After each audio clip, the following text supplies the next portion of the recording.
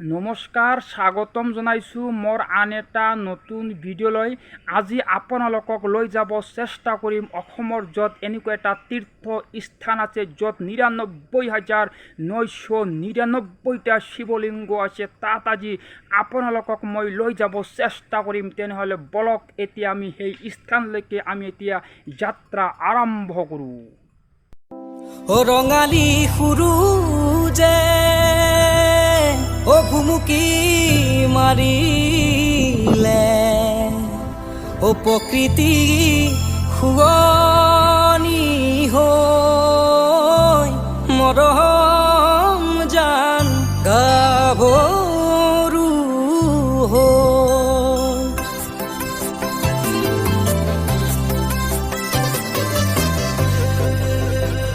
মৰমত মাতিছো তোমাক জানে মনি, তুমি মোৰ বুকুৰে হীৰা বাসৰ মণি।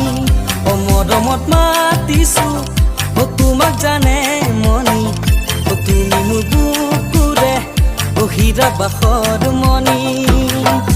কতেনো গৈ আছিলা বিচাৰি গৈ ফুৰালা, কতেনো গৈ আছিলা বিচাৰি গৈ ফুৰালা, জানো কিয়নো তুমি মোক বলিয়া কৰিলা, জানো কিয়নো তুমি মোক বলিয়া কৰিলা।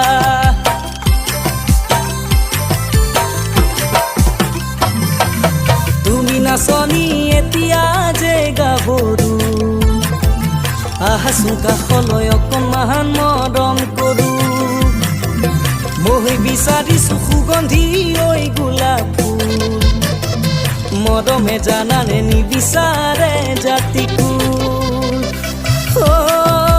জান মোৰ জান।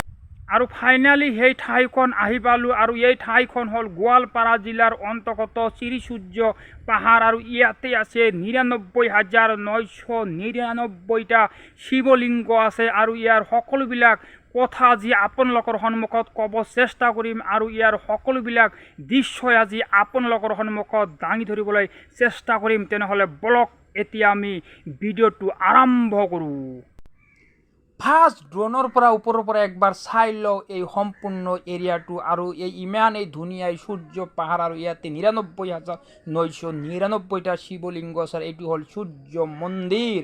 আৰু এই সম্পূৰ্ণ এৰিয়াটো ঘূৰি পাকি আজি আপোনালোকক দেখাম। আৰু ইয়াতে নাও চলাচল।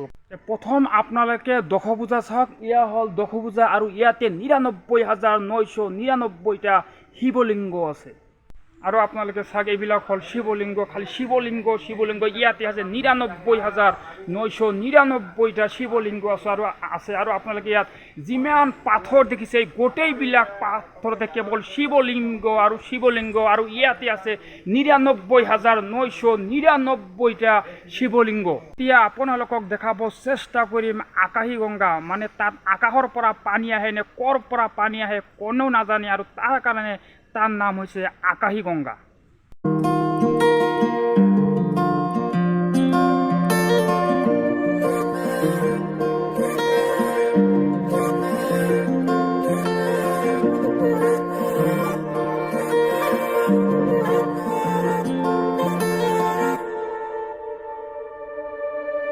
হঠাতে এটি উন্মাদনা মোৰ ইয়াতে, এটি সম্ভাৱনা কথাতে কয় মন বাগৰা উলাহত মই আপোন পাহৰ। আৰু এনেকৈ আকাশী গংগা চাবলৈ এনেকৈ শিলৰ গুহাৰ মাজে মাজে যাব লাগিব আকাশী গংগা চাবলৈ। ৰঙালী সূৰুজে ভুমুকি মাৰিলে, প্ৰকৃতি শুৱনি হৈ মৰম। আকাশী গংগা ইয়াৰ পানী কমো নহয় বেছি নহয়, আৰু ইয়াৰ পানী বহু মূল্যৱান আৰু পবিত্ৰ পানী বুলি ধৰা হয়। ইয়াৰ পানী খালে বেমাৰ আজাৰৰ পৰা মুক্ত হয়। ময়ো আজি ইয়াৰ পানী অলপ খাই চাওঁ। আপোনালোকেও এই শ্ৰীসূৰ্য পাহাৰত আহিলে ইয়াৰ পানী আপোনালোকেও খাব। এইটো যে পুখুৰী যে আপোনালোকে যে দেখিছে, মই আপোনালোকক ওপৰৰ পৰা ড্ৰোনেৰে মই আপোনালোকক দেখাই আছোঁ। অসমৰ মানচিত্ৰৰ দৰে হৈছে। ৰঙালী সুৰু আৰু এই শ্ৰীসূৰ্য পাহাৰটো এনেকুৱা এটা স্থান য'ত তিনিটা ধৰ্মৰ দৰ্শন একেলগে আছে, হিন্দু ধৰ্ম, জৈন ধৰ্ম আৰু বুদ্ধ ধৰ্ম।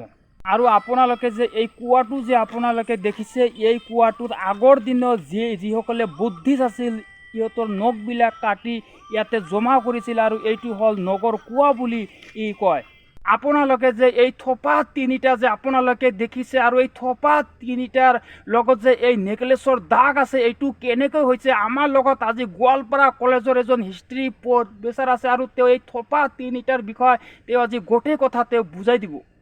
হয়তো চাগে কপাৰৰ ব্যৱহাৰ কৰিয়ে এইবিলাকক এনেকুৱা আকৃতি। আৰু আপোনালোকে যে এই নেকলেছৰ দাগ যে আপোনালোকে দেখিছে, এইটো আমাৰ ককা, তাৰ ককা, তাৰ ককা, তাৰ ককাৰ আগৰ দিনত এইবিলাক। সূৰ্য পাহাৰত আহি যদি আপোনালোকক শ্ৰীসূৰ্য মন্দিৰ যদি আপোনালোকক দেখাওঁ তেনেহ'লে কেনেকুৱা কথা হ'ব। আৰু এইটোৱেই হ'ল শ্ৰীসূৰ্য মন্দিৰ। আপোনালোকক হিন্দু আৰু বৌদ্ধ ধৰ্মৰ দুটা দৰ্শন আপোনালোকক এতিয়া মই দেখালোঁ। এতিয়া আমি আপোনালোকক জৈন ধৰ্মৰ দৰ্শন এতিয়া আপোনালোকক দেখাব চেষ্টা কৰিম। এইটো মহাবীৰ জৈনক ৰিপ্ৰেজেণ্ট কৰিছে এইটো মূৰ্তিয়ে। আৰু এইটো যিটো কি কৰিছে, এইটো আপোনাৰ তেওঁৰ প্ৰথমজন ফলোৱাৰ, তেওঁৰ প্ৰথমজন পৰা আদিনাথ বুলি কোৱা হয়। আদি মানে প্ৰথম, নাথ মানে গডেছ বুলি বুজাইছে। তো সেইখিনি সময়ছোৱাত আমাৰ কুমাৰ ভাস্কৰ বৰ্মনৰ সমসাময়িক ভাৰতৰ ৰজা আছিলে হৰ্ষবৰ্ধনা। আৰু তেওঁৰ আগত অশোকে যিহেতু স্তম্ভ ক্ৰিয়েশ্যন কৰিছিলে, তো গতিকে এটা কণ্টেম্পৰেৰী কি তেওঁ অশোক চক্ৰটো ইয়াতে খোদিত কৰা আছে। আৰ্কিঅলজিকেল চাৰ্ভে অফ ইণ্ডিয়া ইয়াক কাটিছিলে কিছুদিন আগত, ইয়াতে কাটা এটা চিহ্ন আছিলে, তেওঁলোকে ইয়াক উঠাই লৈ যাব নোৱাৰিলে, তো এইটো ৰৈ গ'ল। আৰু এইটোৱে মানে জৈন দৰ্শনটোক ৰিপ্ৰেজেণ্ট কৰে যে সেইখিনি সময়ছোৱাত ইয়াতে জৈনিষ্ট মংছবিলাকেও অধ্যয়ন কৰিছিলে। আৰু এইটোৱেই হ'ল জৈন ধৰ্মৰ দৰ্শন।